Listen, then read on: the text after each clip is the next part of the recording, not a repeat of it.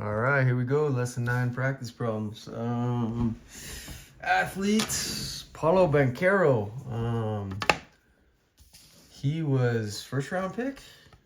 I think he was the first pick a couple years ago, like before Wembanyama. This dude's like, I want to say he's like 6'7", 6'8", 6'9", like 250. This guy's huge. He's a force, but we'll see how his career ends up. But he's off to a pretty good start. I picture some All-Star appearances, and who knows, maybe more. So, all right. Lesson 9, here we go. Each small square represents 1 square centimeter. So what that means is that this is 6 centimeters. This is 3 centimeters. Okay. All right, so sketch and label the solid form by rotating this 2-dimensional figure around the horizontal axis shown. So we're gonna go down to 2, 3, because it's 3 this direction, so it's gonna be 3 that direction. And then it's gonna be a cylinder, so this is kind of the shape it takes. So you know that was like one of our early lessons, but sketch and label the solids. So this is a cylinder. Okay. What's the volume? So now you need cylinder volume formula. So volume of a cylinder is base height. And then if you want to be more specifics, it's pi r squared times height. Now height is 6. I know that. You might think it's like this one, but height of a cylinder is like right here. Okay, now radius 3. So once you have the radius 3 and the height 6, you're golden. So volume will equal pi times your radius, which is 3 squared. So volume ends up equaling pi times 9 times 6, which equals 54 pi. And we're in centimeters, we're talking volume, so you just put it to the 3rd power. All right, easy. Okay, number 2. So this first one, the first thing I observed, we got to do a little matching game. So you've got an axis here, axis here, axis here, axis here. So this is 6, this is 6, like from here to here. So the first thing I'm doing is I'm looking for anything with like 6. So there's one of them. And the other one is gonna be this one right here, 6. Now this is 1, so this part's gonna be hollow. There's your 6. This is 2. This is 2. This is image 2 right here. So B is image 2. All right, what's the other 6 one right here? Which makes sense because there's like 1 radius of 1, which is going to be hollow. That's by there. So image 3 is A. And then this one's interesting. So you got a vertical axis. So there's going to be like a hollow part like right here. And then the solid part's going to be like that. So it's going to be 4 and 2. It's this one, image 4 is C. And then last but not least, you've got a hollow part of 2, and then the solid part of 2, and then it's 4 on top. So 3, 2, 4, 1 is your answer. All right, 2 down. Here we go. We just had to match them. All right, next up, number 3, find the volume of each solid. Okay, let's zoom in a little bit. Cylinder. All right, draw one, it helps. Radius 4, height 3, it's so easy. volume is pi r squared times height. Why? Because the circle is the base, and then you times it by the height. And then we're going to have inches cubed, because it's in inches, and volume always is in to the third power. So you just plug in what you know. So volume is pi, radius is right there, 4 squared, height is right there, 3.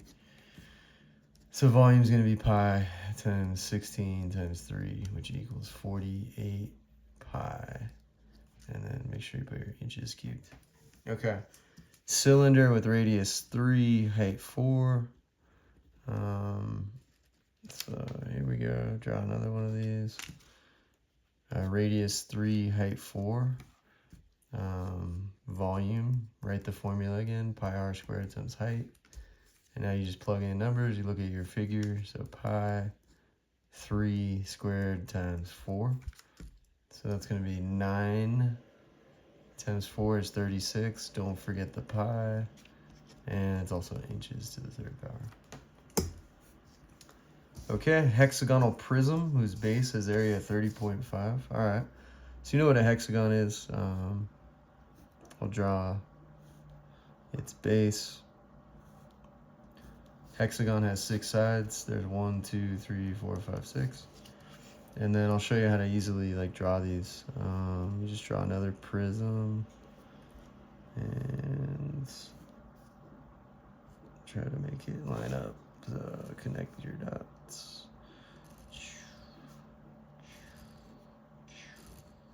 Okay. I'm not gonna get too crazy with the drawing, but anyway, you get the drift. All right, so you got a hexagon, and it's a prism, so the top's a prism too. Base has area 30.5 square centimeters, so area of the base, area is 30.5, and height is 6.5. Write centimeters just so you don't mess it up. Now prisms, volume's always just base times height. There's no apex. So let's just plug in what we know. Base represents area of the base. So 30.5 times height, 6.5. So 30.5 times 6.5 is 198.25. So 198.25 centimeters to the third. All right, prism, 5 feet tall, base is a right triangle, legs 6 feet and 7 feet. Okay, so we got a prism, and this is a right triangle. I know it's in 3D, but we're gonna label it. Okay, right triangle, leg lengths 6 and 7. If they say legs, they're talking about not the hypotenuse. So anyway, it's a prism. So you want to draw another, try to make it congruent. That was bad. Oh well. And then you just connect the dots. So this is like a right triangular prism. And to do that, same deal. Volume is base height. So you got to get the area of one of the bases, and we're going to use the right triangle area formula, which is quite simply 1/2 6 times 7, or 1/2 42, which equals 21. So this area right here is 21, and then the height they said was 5 feet. There's no tricks, everything's in feet, so that's cool. So you just go base height. So we just said base was 21, height's 5. So volume is 21 times 5. It's that easy. 20 times 5 is 100. 1 times 5 is 5. So you're going to say 105 feet to the third, because we're talking volume. Easy. These are easy. Just draw a picture and figure it out. Always get the area of the base, like on these prisms, whatever the shape is. So they said right triangle. So you got to know the area equals 1/2 base times height for a right triangle. or really any triangle. Okay, bagel shop makes bagels that serve one person each. This is familiar if you've been showing up to class. The people represent volume, so that's going to be volume. For a party, the baker's asked to make a large bagel, so it's dilated, bigger. Same shape, it'll serve 25 people. This is volume prime. So what scale factor will the bagel need to be dilated? Round your answer to the nearest tenth. That's an indicator that you're not going to have like a perfect whole number. So, all right. So all you do is V times K cubed equals V prime. Just don't forget your formulas. Plug in your numbers. V was 1 times K cubed equals V prime. See, which we already said was 25. 1 times any number is the number, so K cubed equals 25. Got a cube root both sides, and you'll get K equals the cube root of 25. And they want you to round your answer to the nearest tenth, so here's the buttons. 3 second up arrow 25 equals 2.92. Nearest tenth is 2.9, so K equals 2.9. I'm okay with you just leaving it as K. That's fine by me. All right, the bagels are topped with a thin layer of cream cheese. That's kind of like surface area. So you got these bagels, right? Here's your bagel. You got a hole in the middle, right? So cream cheese is all up in here, right? Thin layer of cream cheese. This is the cream cheese. Should have used some different colors, but whatever. All right, so we got some cream cheese. Assume the thickness of the cream cheese is the same on both bagels. All right. So we got a small one, and then we had one that was like 3 times as big. So that's like 3 times as that length. So you got this giant one. Yeah. All right. There's your bagel. Comes out over here. Got a little hole in the middle. So you got all this cream cheese, right?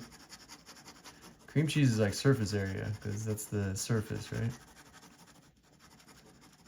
So, how many times more cream cheese will be required for the dilated bagel? Well, surface area times K squared equals surface area prime. So we don't even know what the surface area of this cream cheese is, but it's going to change by K squared, and we know K is 2.9, so it's just going to be 2.9 squared. So just run that. Hey, it's already there. 8.549, so round your answer to the nearest tenth, so you got a tough one there. It's going to be 8.5, so there will be 8.5 times as much cream cheese on the dilated bagel.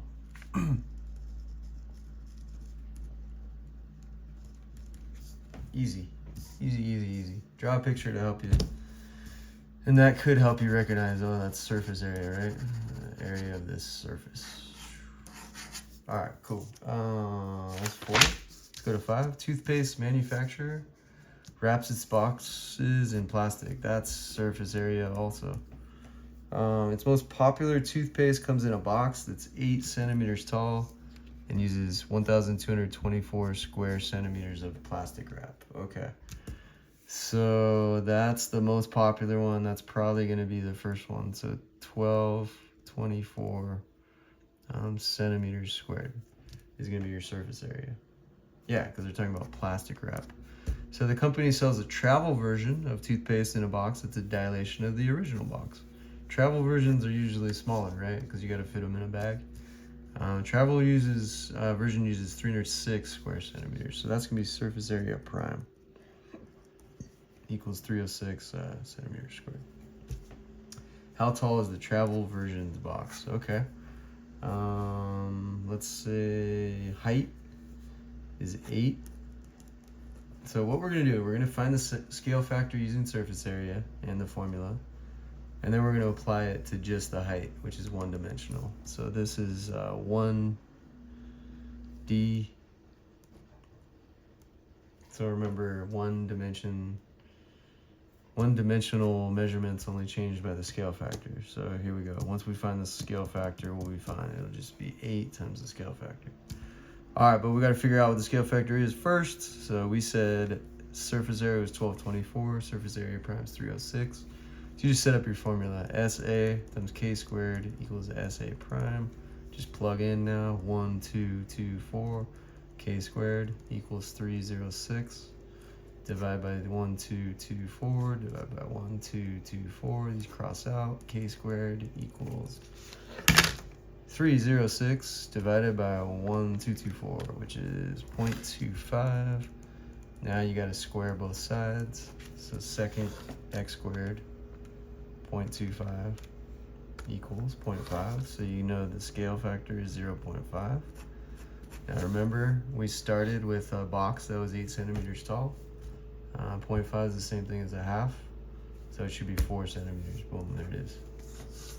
Nice. Okay, 5. A solid with volume 32 cubic units is dilated by a scale factor of k to obtain a solid with volume 4 cubic units. You don't even need to know what kind of solid it is. You just need to know the formula. V k cubed equals v prime.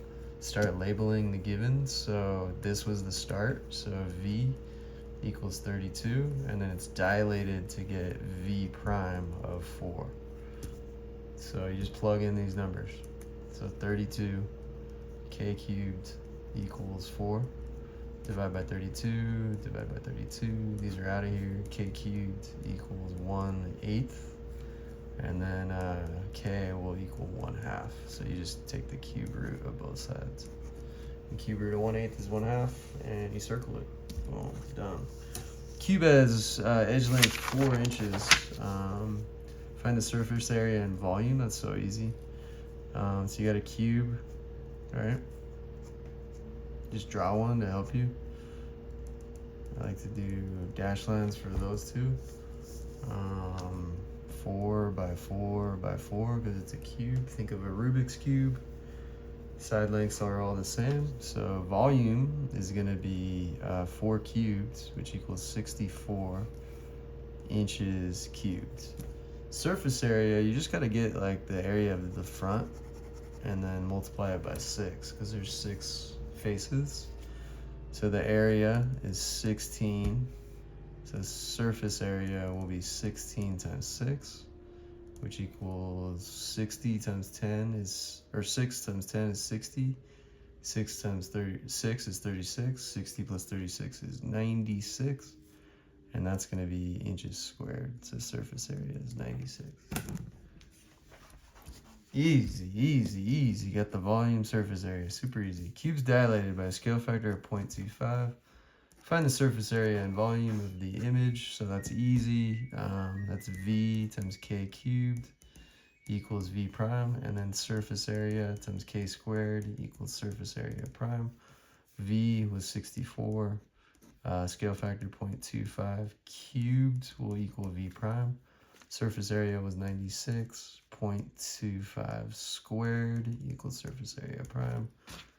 This is like piece of cake at this point. 0.25 exponent 3 is going to be 64 times 0.015625 will equal volume prime. Keep these going just so you don't lose your train of thought. 96 times 0.25 squared, 0.0625 equals surface area prime. Let's run them. So this times 96. So this will be 6, will be surface area prime, and we're talking about inches squared, square inches. And then 0.015625, 0.015625 times 64 is 1. So 1 is the image volume, and we're talking inches, cubic inches. These are a piece of cake now, so just rip through these. Don't spend too much time on them. All right, see ya.